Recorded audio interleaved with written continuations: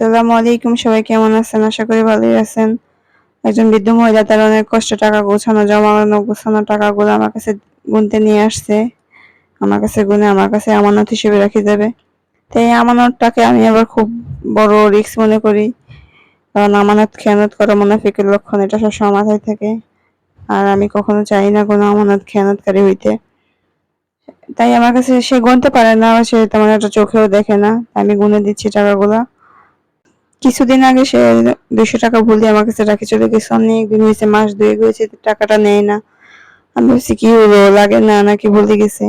তারপর আমি সেদিন মনে করে 200 টাকা দিয়ে দিলাম। এটাই আমানত। আমার নবী সাল্লাল্লাহু আলাইহি সাল্লাম সবসময় আমানতের জন্য সে বেস্ট ছিলেন।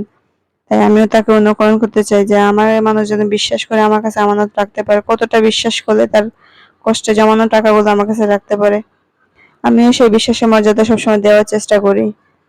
আমার আমার আমানতদারিতা যদি আপনাদের কাছে ভালো লাগে তাহলে একটা সাবস্ক্রাইব করে দিতে পারেন, পাশে থাকতে পারেন। আমি ভালো কিছু করতে চেষ্টা করি আপনাদের সাথেই।